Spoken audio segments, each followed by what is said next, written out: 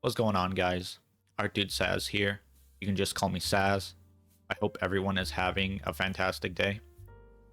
In the background, I have a Borderlands Lilith cosplay to keep you guys occupied while I talk about today's art topic.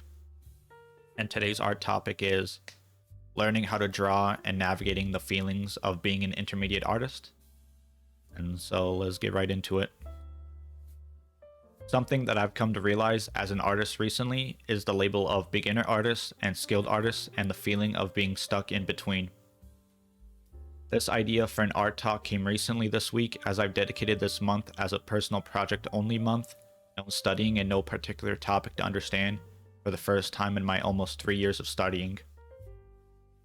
I drew a lot of Borderlands artwork and tackled poses and characters out of my comfort zone in order to further my own understanding of my art style and my own skill level. I burnt out very quickly having to force myself to draw something to show off for this video, and that's when this idea popped into my head as I was brainstorming. I've drawn and studied enough to not be called a beginner, but I have not mastered a lot of aspects of art enough or even drawn enough to be called a skilled artist. What is the difference between a beginner artist, a skilled artist, or someone in between? You can be skilled in one aspect, yet be a beginner in another. That's not to even mention the separation of who's considered a professional and who's considered a hobbyist. Does shoddy line work, poor shadow placement, and other lacking aspects of one's toolkit make one a beginner? Does being good at coloring, painting, oil work, and gestural studies make someone skilled? Is being skilled at everything but master of none make somebody an intermediate? I think all these distinctions only serve to further the divide between artists and creates rifts between them and makes them question why they even create in the first place. I've certainly questioned where I fall into the spectrum quite recently after putting some work into some of my own personal projects this month.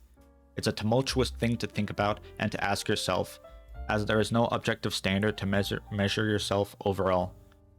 Yes, you can measure someone's understanding of separate subjects like perspective, color, line work, etc., but as an overall package, it's simply an impossibility. Doubly so for people who are self-taught and don't have some sort of authoritative figure or teacher to help guide them onto the path. Self-taught artists are swirling around in a whirlpool with nothing to latch onto as they continue to educate themselves the best they can. It's the worst as a beginner, as I've experienced it myself being unable to understand what to tackle first, leading to a lot of wasted time and bad habits early on. You will always get worse before you get better, and the upwards trending chart of observational skill versus technical skill comes to mind. At the beginning, you will do a lot of things wrong technically, but you don't have the knowledge to understand the specifics of what went wrong. As you continue to draw, your arm gets steadier, concepts become more solidified, and improvement comes quick. On the flip side, your observational skills get better and you start to pick apart the flaws technically, which lead you to believe your art is getting worse, even though that is not true.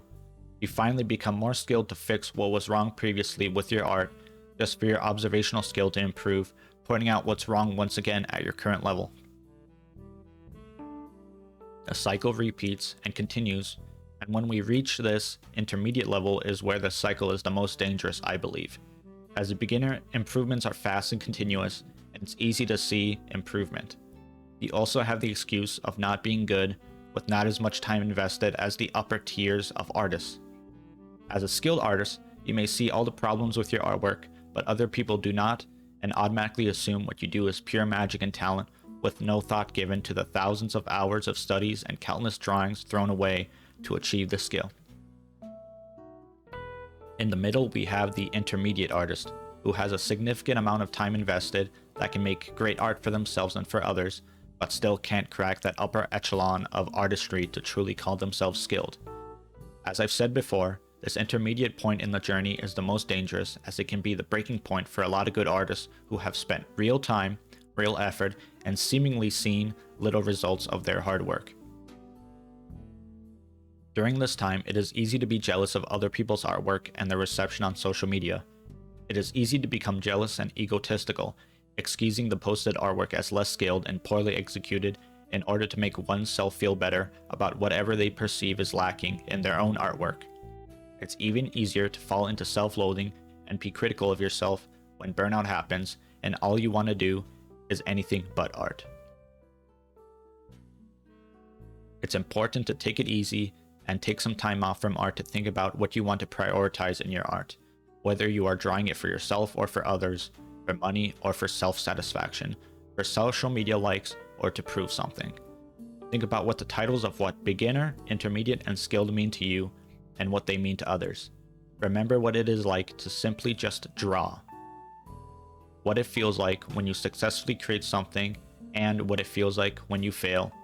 Most importantly, what it feels like when you aren't drawing. As long as you strive to improve at something, you will always be a beginner and most importantly, a student.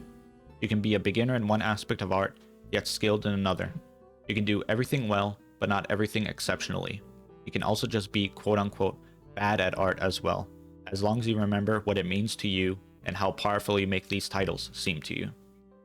Personally, most of the time, I feel like a beginner when I draw, despite studying for almost 3 years. I put my guidelines down, and sometimes they're wrong and sometimes they're right. My base drawings on top of my guidelines look horrendous, but my concept is there and the idea is there.